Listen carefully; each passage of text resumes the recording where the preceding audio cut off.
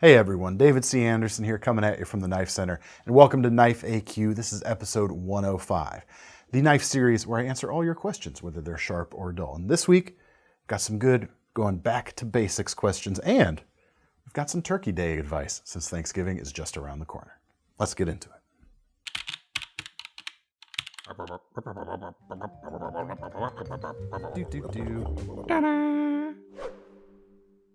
All right, everyone, welcome. If you're new to this series, the deal is we answer questions from the comments section of previous episodes of this series. So if you want a chance to have your question answered in the future, that's where you have to leave it, right underneath this video. First question today comes from Blue Koala. Good sir, far too kind to me. I would like some information regarding handle shapes. Do they have names like all of the blades? My initial reaction when I first read this question was like, no, not really, but then it's not even true either. Or at least where I think of handles having specific named shapes really goes back to, slip joint knives, the quote unquote old school non-locking pocket knives as opposed to a lot of the more modern stuff. So to illustrate what I mean, I've got a bunch of case knives here. The first is a canoe. And this is a particular pattern where the handle shape is or bears the same name as the actual pattern of the knife itself. But the canoe shape named because it looks like a dugout canoe almost floating along there. Works really well with the blue jig bone too. It's kind of watery. Anyway. You did that on purpose. I didn't actually. It was just a happy accident. I noticed it here while we were talking about it though and had to bring it up. Sure you did. Because if I was really trying, I'd have gone for one of like the blue Kiranite ones. A little on the nose. But I digest. Anyway, it's ahead of Thanksgiving. We're going to be doing some digestion soon. Enough of this tomfoolery. Anyway, as mentioned, in this case, the knife itself is also called a canoe, but that's not always the case with other patterns. For instance, cases medium stockman uses a serpentine handle. If you talking to any old school pocket knife folks and you mentioned like a serpentine this, a serpentine that, they're gonna know what kind of handle shape you're talking about. In this case, we're dealing with a serpentine stockman, even though Case doesn't use the word serpentine in its product descriptions of this. No matter, they don't have to, of course, because that's not quite necessary. Closely related to the serpentine is the sow belly pattern. And oftentimes the sow belly is a standalone pattern here, but it's a little bit different shape. You've got a little bit more curvaceousness to it, shall we say. But I've seen sow belly stockman out there too. It's not perfectly related to just the quote unquote sow belly pattern. A few others here. We've got a teardrop handle shape. This I believe is actually called the teardrop jack. Yes, indeed it is. Jack for jackknife, of course. We've got the gun stock shape, as you can see here. And actually, we've got some engraved and colored bone here on the front. You can see it more apparently from the back side of this particular knife. Looks like the stock of a rifle a little bit. So there you go. You've got, in this case, are they calling this a gun stock trapper or anything else? Nope, just a gun stock in this case. And then, of course, you've got something like the sway back, which if I open the blade here, you can see it almost looks like, hey, isn't that kind of backwards? For this kind of handle, it actually works really well in a reverse grip, so that's on purpose. These are certainly not all of the, an exhaustive list of different slip joint handle shapes, but it's probably most of the ones you're gonna encounter most frequently. So those, yeah, do have some, specific names for the actual handle shape.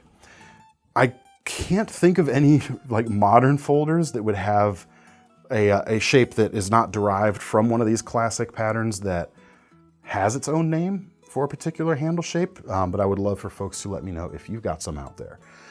We do see a bit in fixed blades as well. I have a cold steel Laredo trainer right here because we didn't have a live edged version of it on the day we were filming.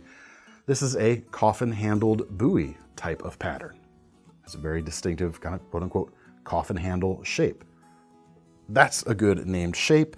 Another one you hear every once in a while, especially in kind of like bushcraft circles, it's something like you might see on this LT Wright Gen 5 right here, which is sometimes called a broomstick style handle. And that's due to the fact that it is a mostly round, unadorned handle shape, handle profile. And that's less to do about the profile shape taken from the side view, but more the actual cross section if you're looking down that. It's kind of deceptively simple. It works really well, and people are gonna know what you're talking about there too, I think.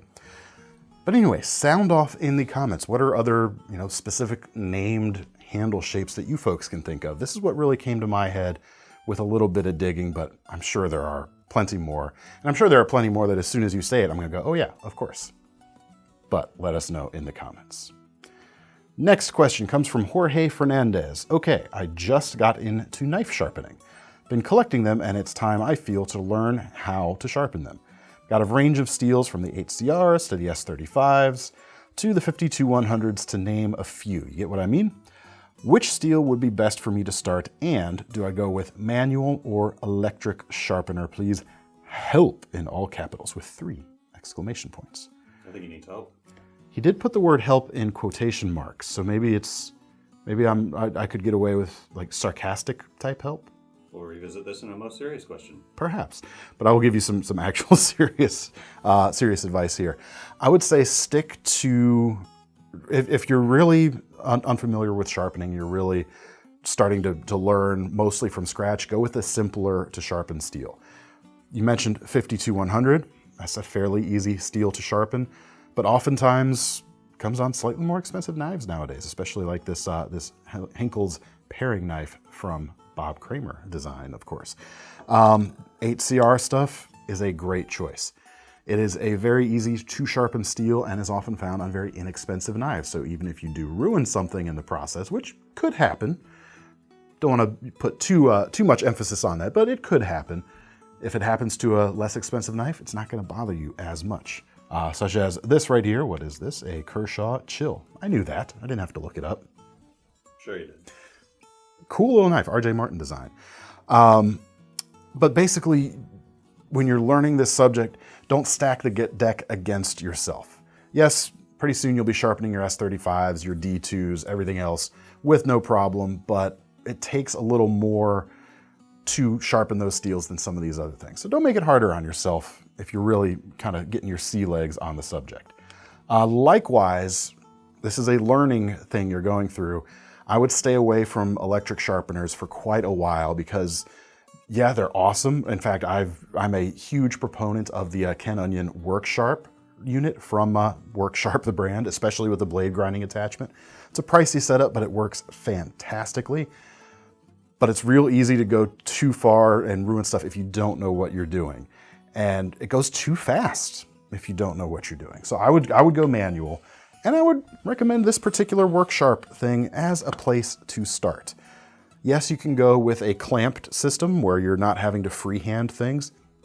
And yes, honestly, there's things to recommend for that also, including the WorkSharp Precision Adjust. Thomas is a big fan of that. But anyway, there's probably weeds up by now, aren't there? Oh, yeah. Good thing you're sharpening your knife to cut them down. Check out this WorkSharp bench stone sharpener. It's about $40. It has 2 different grits, as I rotate it here, of diamond abrasive, a 320, a 600, and a fine ceramic. There we go. And the cool thing about this is a more advanced feature that I would actually lock out at first, and you can do it so that it is rigid. But as you get used to it, as you run your blade along this and you get towards the edge, it will actually kind of help you by following the belly of the knife. But in a way, I don't necessarily like that as you're learning. So you can simply move this switch to the side, lock that into place, and really get a feel for what's going on as you sharpen. And in fact, in addition to that, I would say check out, we've done several videos on the subject of sharpening, but the first and second in our sharpening playlist, I would really recommend going to watch. The first is how to use stones like this, and the second is how to strop, which is also, I think, something everyone should learn how to do. It is the great thing that takes your edge from good to great, no matter what the steel or blade type, essentially. Check those 2 videos out. We'll leave links to them probably in the description box down below.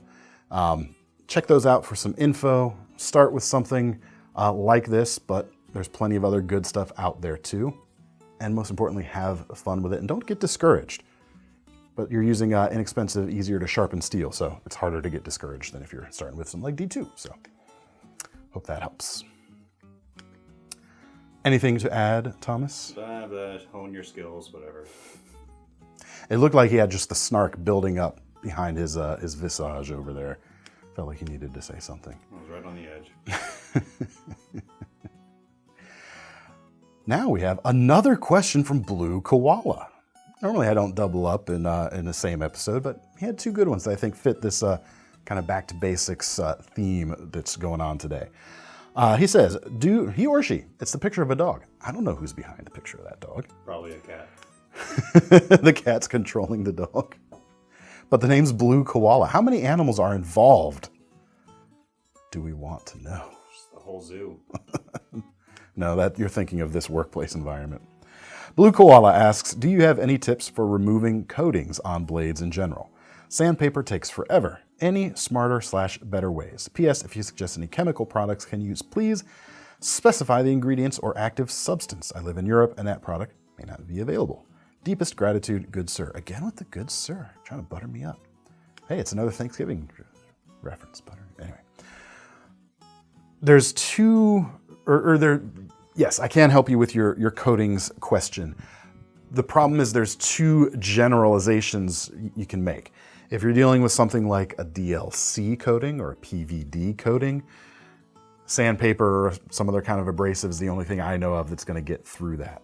However, if you are working with something like a powder coating or some kind of traction coating, but you see this type of coating on a lot of tops knives, like this Cut 4.0 right here, think Becker knives, Esse's, that type of coating. It has, not always, but tends to have a little bit of a rougher texture, and this is essentially it's not a painted on coating, but paint stripper typically works on this stuff really well. And I apologize, I don't know the active ingredient in those, but any kind of commercially available paint stripper that you can find in your hardware stores should do the trick. I know I've personally had really good luck with the Jasco stuff. That's kind of a gel-like consistency because it sits on the coating really nicely for a decent amount of time.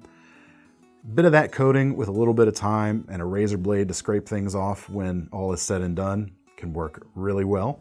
And as long as we're talking nice little tips to go along with this, the thing I like to do on knives like this, which are typically made out of a carbon steel underneath the coating, is even if I'm stripping the blade, I'll either leave the handles on or some other way mask them off so that the coating underneath the handles stays intact. That way, if some water does get trapped in between the scales and the blade itself, you're not gonna have to deal with the rust demons quite as much. So I hope that helps. Again, just head to the hardware store, go to the paint section, ask for the paint stripper. You'll find some good options, I'm sure. Try it out with a smaller bottle first, maybe. Yeah, it's fair. Don't buy a bulk yet. Yeah, they don't come in about that big anyways. You know, I don't know if they come smaller than that. Does it come in pints? They do come in pints. Now we come to the lightning round for today. Kyle Lindberg asks, what outdoor lightweight fixed blade would you recommend for backpacking for extended periods of time? Basically, pick whatever Mora strikes your fancy. I'm a big fan right now of the Kanzbul. This one's here used a little bit. It's got a great feel in the hand, not too heavy at all. You can get it with a sheath that has a sharpener and a fire steel too, if you want. But these things are phenomenal. If you want something with a little bit more premium steel, even though you can get the Kanzbul with a sheath that has a sharpener built in, you're talking about extended periods. Maybe you want something with a longer lasting edge. Check out the Steep Country fixed blade from Benchmade. Love this guy. It's about $162, S30V steel, nice thin slicey drop point blade, 3.6 inches, a little over 3.5. And the knife itself is just 3 ounces. I mean, ton of capability right here and not a lot to schlep around at the same time. You will, however, have to come up with a separate belt attachment because the sheath, it's bolter-on, clicks in really nicely, but it doesn't come with belt attachment hardware, unfortunately. Wish it did. All right, next question comes from Anthony Florio. Hey DCA and Thomas, I'm looking for a finger-safe sheep's foot knife with good edge retention. I'm constantly cutting open 50-pound flour bags at my family's ravioli factory. Ooh. Can we come? And just not leave. Come for a visit? Yeah, just hang out. Currently, I'm using the D2 Steeled AD 20.5, but I find that the edge doesn't hold up as well as I would like it to. Max price, $200, please. Yeah, man, check out the Hogue Deca with the 20 CV blade steel. You're gonna have a lot higher edge retention than your D2. Even though this on the website, this is called a modified Wharncliffe. It's pretty sheep's footy right here. $157 and some change for this knife. It's finger safe, it's fidgety, it feels great, and it's got about the same kind of length you're dealing with on that Demco. So size-wise, it should match right up. All right, now we come to our final question of the day, which is, of course, our most serious question of the day, which comes from Joshua Clark. What's the best tactical folder for carving a turkey? Or is there a karambit better suited to the task? Well, most karambits come with a hawkbill style blade. In fact, some would say if it doesn't have a hawkbill style blade, it's not particularly or not expressly a karambit. So yes and no. If you want to use a karambit, go with something with a more kind of drop point style or more versatile style blade like this Tops Cut 4.0. But the true answer, the true serious answer to your question, the best tactical folder for carving the turkey is the brand new CRKT Ritual Black. Am I wrong? I don't think so. Really cool knife, and now with its all black colorway, it's even more tactical than ever before. There you go. This would be really awesome, sweeping in there, cutting out the stuff. Make you feel great. So we have to get another turkey now? We're gonna do another turkey video using the CRKT to carve it open. And in all seriousness, you better clean the heck out of that thing after you carve a turkey up with that. I can't imagine the juices that are gonna get trapped in there. But that's all we have for today. The final FAQ episode before Thanksgiving this year, so it was the perfect time for that question, don't you think? I do. Anyway, let me know what you thought of my answers in the comments. If you've got some other suggestions, we would love to hear them. Tell me about your different named handle shapes. Want to hear about those. And if you want to get your hands on any of these knives, check out the links in the description to take you over to KnifeCenter.com. And don't forget about our Knife Rewards program, because if you're gonna buy one of these knives, you might as well earn some free money to spend on your next one. And actually, this time of year, it's an even more appropriate thing to talk about, because you can buy knives as gifts for other people, and you get to keep the rewards. It's a pretty good deal. Like airline miles. Something like that. But that's all we have for today, folks. Leave your questions down below. I am David C. Anderson, coming at you from the Knife Center. That's Thomas behind the camera, and we're signing off. See you next time. Can we do a pheasant instead? How about a turducken? That's a lot of meat.